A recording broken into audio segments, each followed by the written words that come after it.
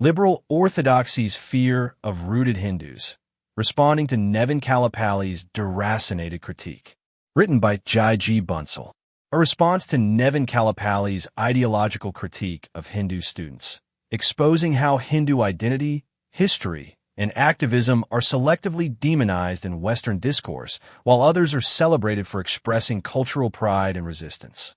In December 2024, The Baffler published an article titled University of Hindutva by Nevin Kallepalli, which launched a sweeping attack on Hindu on Campus, HOC, and other diaspora Hindu organizations, accusing them of supremacist extremism and likening their activism to fascist ethno-nationalism. Cloaked in the rhetoric of anti-colonialism and progressive justice, Kallepalli's piece exemplifies a deeper pattern in Western liberal discourse, where expressions of Hindu identity, especially by young diaspora voices, are met not with curiosity or balance, but with suspicion, derision, and distortion. This essay serves as a detailed rebuttal from a Hindu civilizational perspective, grounded in academic scholarship, historical facts, and first principles. Its aim is not only to refute Kallepalli's claims, but also to reclaim the right of Hindu students to articulate their identity and history without being pathologized. Columbia-trained journalist Nevin Kallepalli exemplifies a deracinated generation, born to Hindu parents but culturally detached from the civilizational depth of their heritage. This disconnect often shapes his reporting, which tends to approach Hindu identity and tradition through a critical, westernized lens shaped by secular liberal academia. His article, University of Hindutva, typifies this posture, where Hindu youth activism is pathologized as dangerous or extremist, while religious nationalism and other traditions is treated with nuance, if not sympathy. This essay will demonstrate how Kallepalli's article selectively interprets history, misrepresents Hindu activism, and recycles colonial-era tropes under the guise of social justice, revealing less about Hindu students and more about the ideological echo chamber that shapes such narratives. Hindu youth expression, not supremacism, but self-assertion. The article portrays HOC as a breeding ground for Hindu supremacist extremism, complete with comparisons to Zionist lobbying and white nationalism, a rather dramatic leap, to say the least. In reality, HOC functions like any other student affinity group. It gives Hindu youth a platform to speak on identity, heritage, and discrimination. As Rajiv Malhotra outlines in Being Different, An Indian Challenge to Western Universalism, 2011, Hindu identity is not monolithic or militant. It is pluralistic, non-proselytizing, and spiritually inclusive. HOC's activism arises in response to a genuine context of erasure, stereotyping, and increasing Hinduphobic rhetoric in Western academic spaces. One might wonder if Black, Palestinian, Muslim, and indigenous students can organize around historical trauma and cultural pride without being accused of extremism. Why are Hindus the exception? The logic that upholds every group's right to self-definition while labeling Hindu organizing as a threat isn't progressive. It's just selectively regressive. The Bangladesh Hindu exodus, documented, not invented.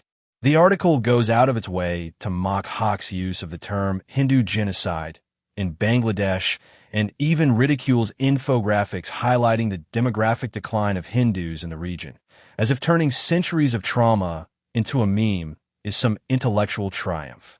But here's the inconvenient truth. The statistical and ethnographic evidence for this decline is not speculative. It is overwhelming. As Richard L. Benkin meticulously documents in A Quiet Case of Ethnic Cleansing, the Hindu population of what was once East Pakistan has plummeted from 30% in 1947 to under 9% today.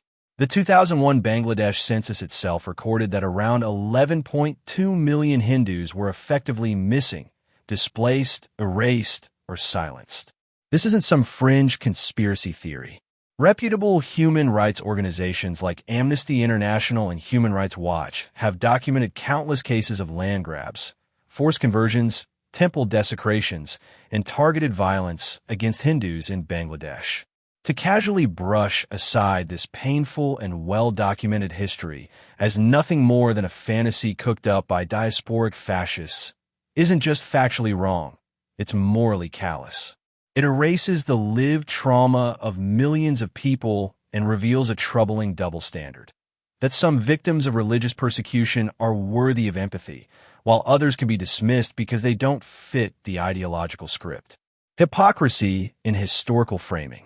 Hawke's portrayal of Hindus as native to the Indian subcontinent is mocked in the article as a supposed co-optation of indigenous discourse. But this criticism reflects not just intellectual laziness. It reveals a deep misunderstanding, or perhaps deliberate avoidance, of India's civilizational continuity. The Rig Veda, widely regarded as the oldest book known to humanity, emerged from a settled, advanced civilization in the Indian subcontinent, not from invading nomads. That the author ignores this is unsurprising, given his academic conditioning under the outdated Aryan invasion theory. Despite scholars like Witzel clinging to a 1500 BCE dating, newer research in archaeology and Sanskrit studies places Vedic culture several millennia earlier. Yet colonial-era narratives persist, especially among those still reading Indian history through 19th century European anxieties. The article is also conspicuously silent on the millennium-long invasions and Islamic conquests, from Arabs to Persians to Turks, that fundamentally reshaped India's religious and demographic landscape. This wasn't a cultural exchange. It was civilizational violence, marked by mass killings, forced conversions, the destruction of temples and libraries, and the dismantling of native institutions.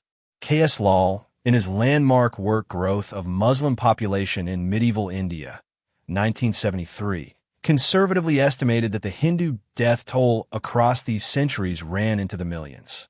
The demographic, religious, and cultural consequences are not fascist revisionism. They are matters of historical record. So yes, Hindus today, especially youth, remember. They commemorate. They speak. They build infographics. They organize. Not because they want to erase others, but because they are tired of being erased. That a Hindu student might see herself as the heir of a 5,000-year-old civilization is not a threat to pluralism.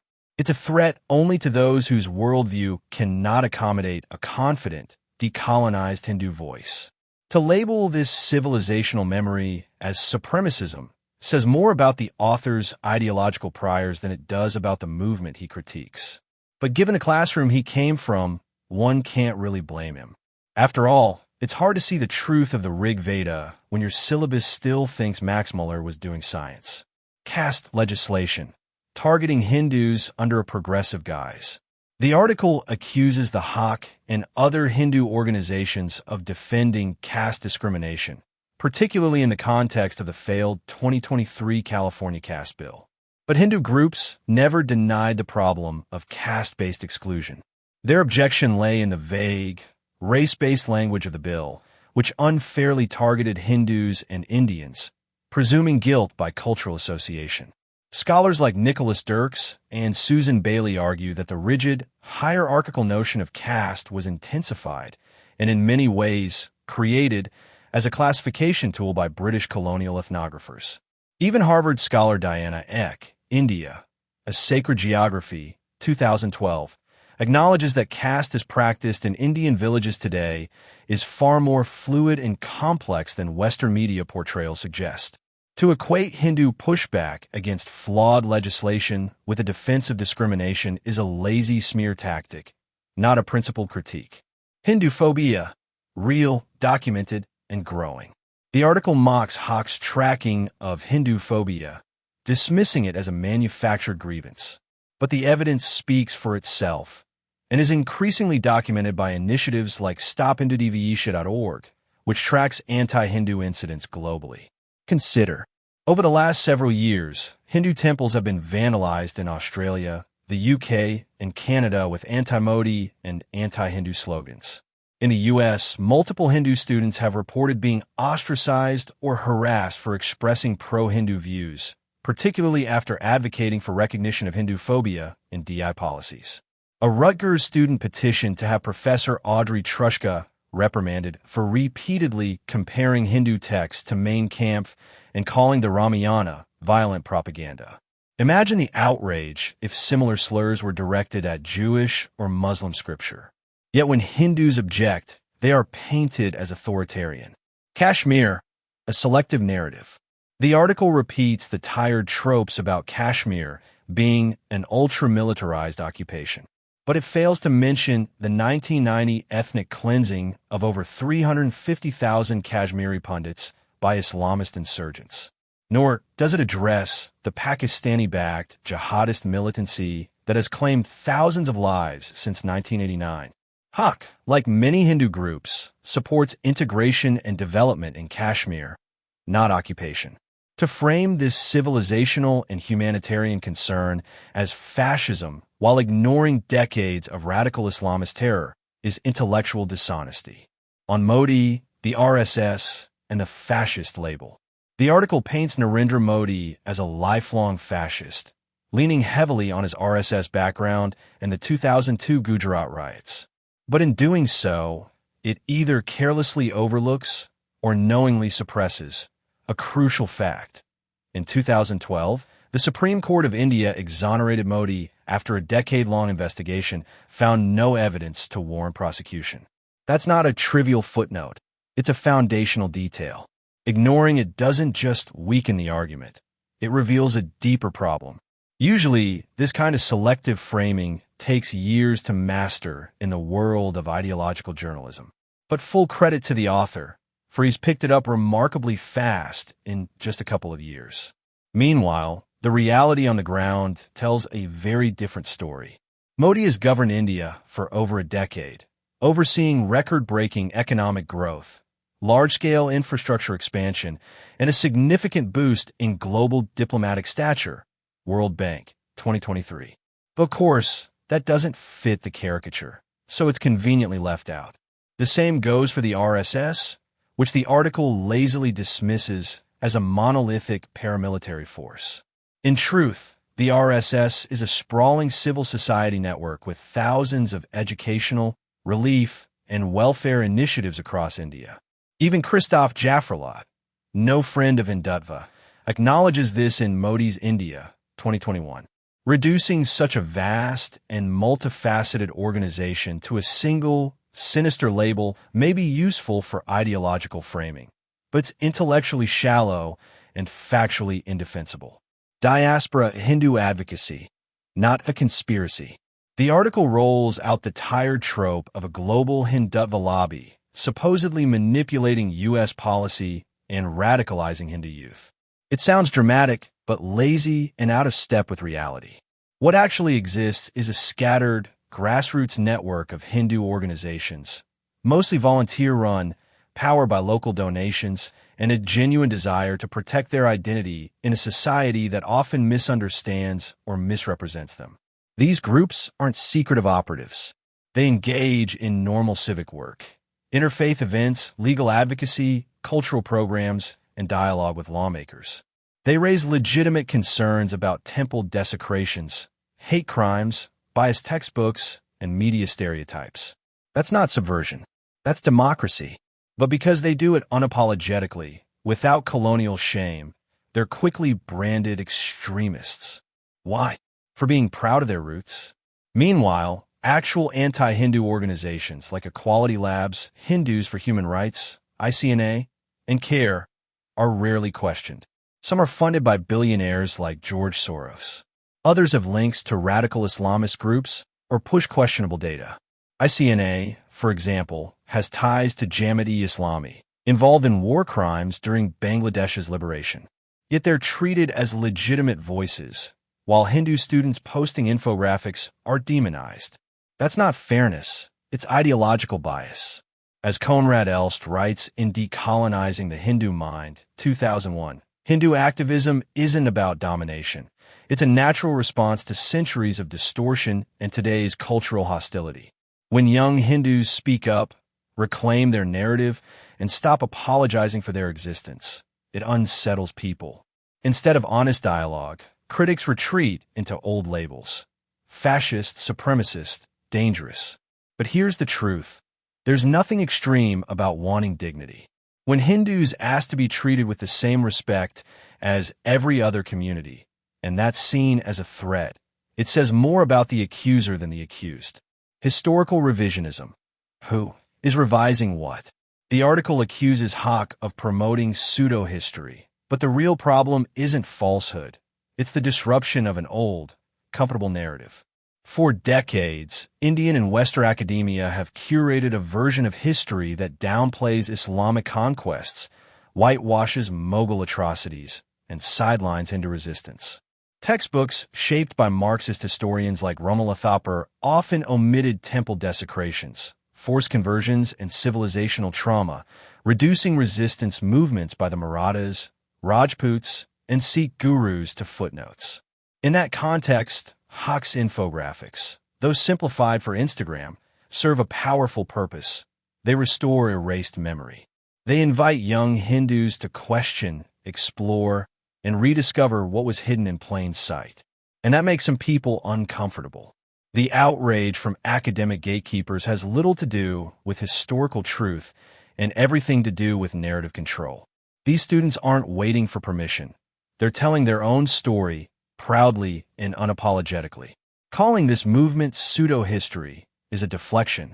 The real distortion lies in decades of ideological bias and colonial hangovers. What Hawk challenges isn't history. It's the monopoly over who gets to speak for it. And for those used to defining Hindus from the outside, that challenge feels like a threat. But for many, it's a long overdue awakening. Concluding remarks. In the end, Nevin Kallepalli's article is less an expose of so-called Hindu extremism and more a reflection of the anxiety felt by certain ideological circles when young Hindus assert their identity with clarity, pride, and autonomy. Hindu on campus and similar groups are not paramilitary cells in disguise. They're student collectives grappling with cultural erasure, historical distortion, and rising Hinduphobia in academic and media spaces. Their infographics, campaigns, and advocacy may be simplified for social platforms, but the emotions they channel are real: a desire to belong, to be understood, and to no longer be spoken for by others. What unnerves critics is that this generation of Hindus is no longer content with inherited shame or colonial narratives. They refuse to apologize for being rooted, spiritual, or civilizational conscious. And that, to the self-appointed guardians of progressive discourse, is deeply threatening. The selective empathy, where every minority can narrate its pain except Hindus, is finally being challenged. To call this awakening fascism is not just inaccurate. It's a way of avoiding uncomfortable questions. Who gets to define identity? Who controls history? And why does Hindu dignity unsettle so many? These are the questions this moment demands. And this time, Hindus aren't waiting for permission to answer them.